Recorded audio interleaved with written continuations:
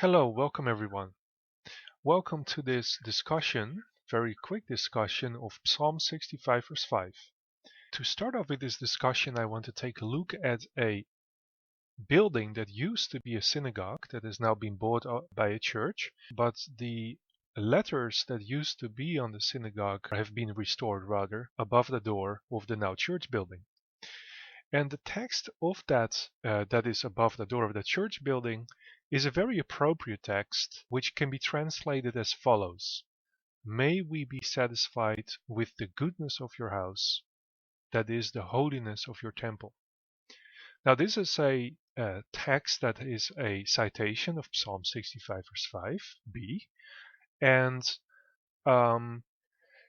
it is a very appropriate text to put on a synagogue because it reminds people obviously that they're going to a good place, and that is the house of the Lord. And of course there is a bit of a perhaps difficulty by applying the temple to the text that originally referred to the temple to the synagogue.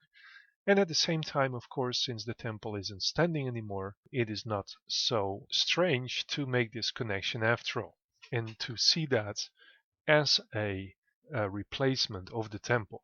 In fact, when synagogues were there during the last days of the Second Temple, some scholars suggest that they were actually already seen as some kind of satellites, not as competitors, but basically as some satellite places of the temple itself. Let's take a look to the larger context of Psalm 65 verse 5b, and that is just looking at the whole of verse 5.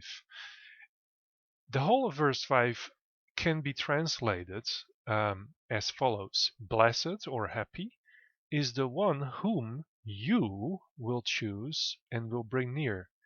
He will dwell in your courts. May we be satisfied with the goodness of your house, that is the holiness of your temple. In this verse, we come across the word asherei, blessed is the one whom. Now this word asherei is a word that talks about a blessing, a state of blessedness that is bestowed upon somebody after a condition has been met. And the condition that has to be met here is that God will choose that individual and bring this individual near. Then this individual will dwell in the courts of God. Then the follow-up is that the psalmist then continues to say that everybody, the whole we group, wants to be satisfied in such a manner, and he then utters the wish or desire that everybody should be satisfied with the goodness of your house, which is the holiness of your temple. Again, a very appropriate text for a synagogue building.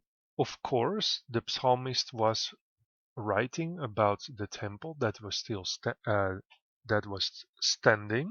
And we also see, in a sense, some kind of parallel between the first part and the second part of the verse, because first it is talking about an individual who's going to be happy and who is going to dwell in the courts of the Lord.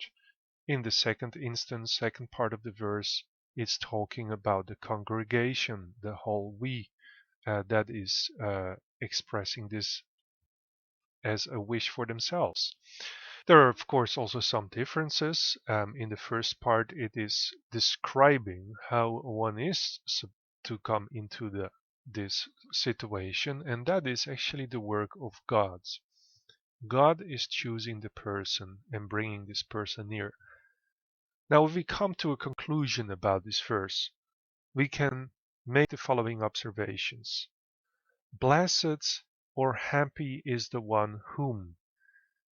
This phrase is talking about a privilege to go to the house of the Lord or to go to the temple is not a burdensome requirement.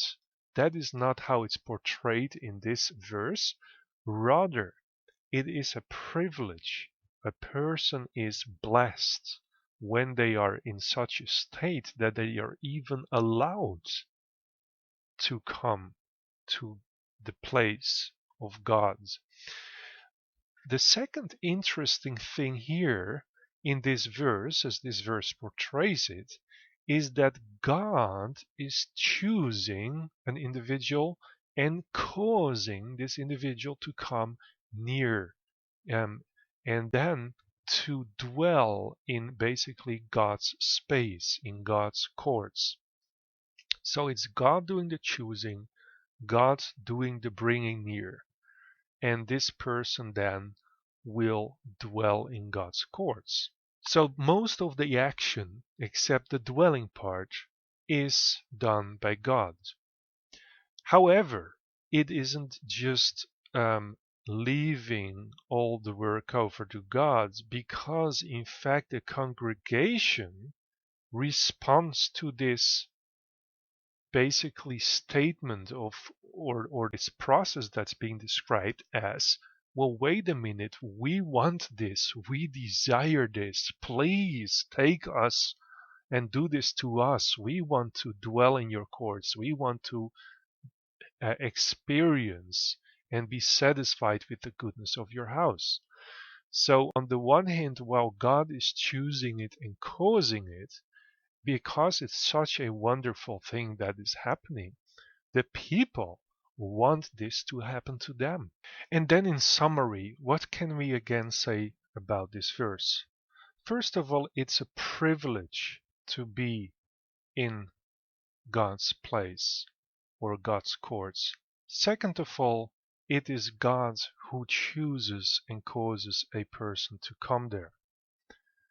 Third, it is also the people who desire to be in such a place. So on one hand, it's God who is doing the work to bring a person to that place, and on the other, and even choosing a person to be there. And at the same time, it is the people who see that and they say, well, wait a minute, we want to be there. So there's a work of God, yet a wish of the people. And then we also see how the people are satisfied in this place of God. Namely, it is a place that provides goodness, and it's a place that's characterized by holiness. And that is what satisfies a person that dwells in God's house. I hope this was an interesting explanation of this verse. I hope you learned something, and I hope you are able to apply it to your personal life and be blessed by it. May you be blessed by dwelling in God's house. Shalom.